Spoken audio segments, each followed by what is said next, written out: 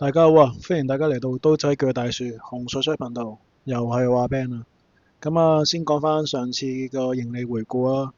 咁啊，快樂老窩得第三，東方寶寶又如我所願就 win 咗啦。估唔到潘明輝起爭啲三 win，係可惜我個重心嘅方元星呢，我見到佢開閘慢咗，跟住唔知點跑到一劈竹咁樣，所以原本應該都有啲大盈利嘅，咁我今次就純粹幫大家贏咗15個3啫。好啦，咁希望聽日嘅賽馬日會幫大家贏多啲啦。咁啊，睇一睇聽日嘅重心啦。聽日呢，就係跑呢個沙田嘅日賽嚟嘅，咁啊 A+3欄。咁我心水呢，分別係一場嘅4班1200米 A+3賽事。咁啊，我會買2號嘅佐治傳奇 Win 啦。咁其實我都中意隻14號嘅元好運嘅。其實潘頓都係騎過呢兩隻，但係佢揀咗佐治傳奇，都無可厚非嘅。因為佐治傳奇上次咧同嗰隻大愛無疆啊，咁樣大外檔兜到好遠咁樣都可以跑翻追翻上嚟。其實隻馬應該唔係4班馬，應該都3班以上啊。所以阿潘頓揀呢隻佐治傳奇都無可厚非。但有陣時跑馬博懶，咁啊元好運都勁嘅。咁點解咁講呢？可能陣間我俾試集大家睇，大家會知嘅。咁啊唔好睇小麥道朗咯。不過始終個磅數相差無幾呢，咁就隻馬個實力就好重要。所以如果懶胚嚟講呢，如果元好運有3倍呢，就值得買胚啦。咁啊 Win 呢，我諗佐治傳奇2.8、2.8或者3倍已經叫做俾多咗佢。咁啊，到時有賠率賽，大家選擇啦。咁我重心係佐治傳奇啦。咁啊，二場呢，1800米5班賽事呢，我揀隻龍澤飛區嘅。咁其實佢已經我記得好似 win 咗啦，之後再跑第二，但其實不斷磨利佢嘅。貴福特，佢始終要靠呢啲低班馬去做個勢呢，同埋要有個口碑俾大家啦，所以我諗佢都會繼續去爭取好表現嘅。咁啊，同場我都諗隻贏到爆嘅，因為唔知後上定未放頭嘅。咁啊，贏到爆始終金城江都操到熟啦。咁基本上呢隻馬有嘅，希望金城江都會爭取到表現啦。跟住第四場3班1000米賽事直路賽呢，我又會揀12嘅飛來閃耀啦。呢隻搏嚟搏去都未 win 嘅，但係都準嘅。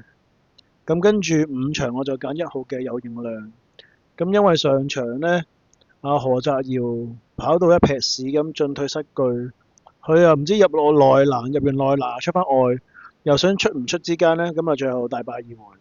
今次佢嘅何澤堯呢，就唔揀騎呢隻，就騎咗隻黃金騎士，咁啊變咗麥道朗騎重磅馬。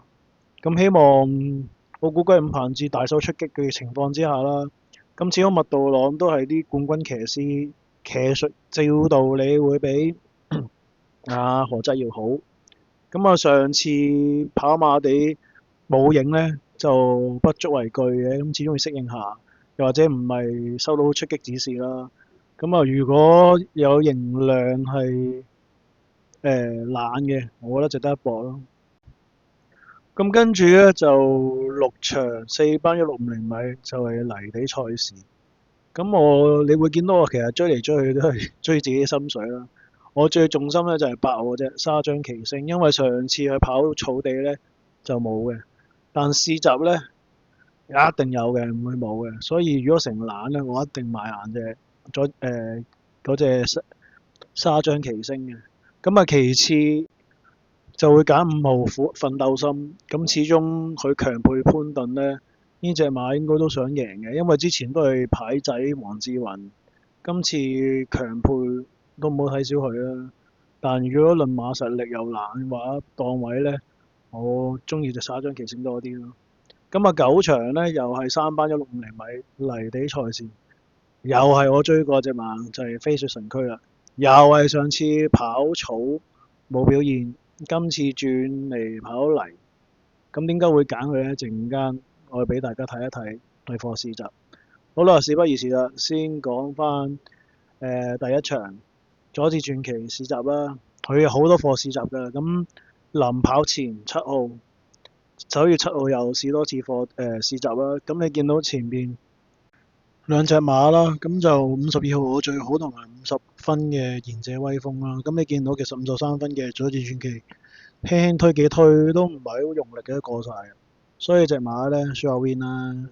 咁啊，跟住睇翻隻元好運啦。咁而家呢課市集10月27號嘅，又係潘頓士內欄嗰隻藍就嗰隻就元好運。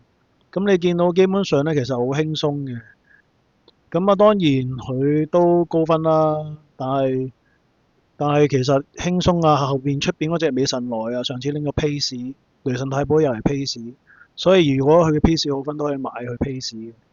咁另外咧就睇翻第二場嘅市集啦，咁就龍澤飛區。咁啊，龍澤飛區有11月4號嘅，咁你見到好多高分馬有黃金騎士喺課市後出現嘅，咁啊入邊嗰隻就係龍澤飛區啦。咁呢課市集你見到咧，龍澤飛區基本上咧都輕鬆嘅，咁樣樣慢慢推慢慢搖，其實同出邊嗰隻50分嘅精英高球相對之下，其實佢仲撳住。但係反而52分嘅精英高球都已經要係咁推騎，咁啊發財金哥啊同埋黃金騎士出得好正常嘅，因為佢哋高分啊嘛，同埋有能力。咁啊基本上，所以我覺得龍澤飛區應該冇 win 都有 pay。咁跟住睇翻有形量點解會揀佢啦？呢課我唔記得咗沙田上次何澤堯騎嘅，喺大外一氣咧一口氣追好多，但係嗰次發揮係因為何澤堯兜得太外，所以就發揮追唔切啦。咁今次呢，就改配麥道朗，希望去攞位上面啊，唔使咁都好似田雞式拋個大外檔咁樣，大外一氣咁樣蝕到唔蝕咁追，神到死啦！希望今次佢可以用翻好位兜出去一衝而過啦。咁跟住睇下奮鬥心課市集啦，10月23號，其實大家睇過，因為我之前講多隻腳太樹洪水水頻道咧都有講過呢隻奮鬥心嘅，只不過嗰陣時好似我都冇買 pace，或者唔知點穿。咁樣你睇下奮鬥心，其實播咗好多次㗎啦，成日都2-3-3，今次強配潘頓，基本上搏殺心態有嘅，不過唔知得唔得咁解嘅。咁啊，跟住到同場嘅沙張奇星，我之前睇過，即係俾過大家嘅。點解揀呢？其實個道理一樣，佢個追勢同出邊嘅天福呢，65分馬同52分馬，同佢側邊嗰隻駿馬招，其實有衝勢嘅，衝得好勁啊！但唔知點解上次冇影啦，可能佢真係泥地專家咯，搏佢咯。如果佢真係懶到好懶，真係直搏一下。咁啊，跟住到飛雪神區咧，又係10月17號嘅，又係俾大家，我好似冇俾大家睇過，因為上次我有俾嘅，嗰次泥地好似跑唔係，上次係草地跑草跑到第5翻嚟，咁今次啊轉泥地，希望佢係呢隻泥地馬啦，但呢場泥地馬好多高手，所以大家睇下點樣樣進行咩策略啦。最後做個總結啦，一場就重心2號佐治傳奇，2場龍澤飛區，咁就5場1號有形量，咁啊6場就係呢個沙張奇星同9場飛雪神區。咁我嘅個人分享就到咁多，咁記住以上都係我嘅個人意見，唔涉及呢個投資邀約同埋賭博邀約嘅。咁啊，各位聽眾可以參考下。咁如果各位聽眾中意我呢個頻道嘅話，可以掃咗佢嘅 QR code，以示對呢個我嘅鼓勵，我繼續營運呢個頻道。咁樣呢，如果各位聽眾想知點入我群組咧，都可以留言俾我聽嘅，咁我會覆返你。咁聽日我都會喺1點鐘左右啦，分享翻我嘅過關推介，作為呢個 YouTube channel 嘅福利嘅。咁我祝各位聽日贏多啲，我哋下個賽馬日見啦，拜拜。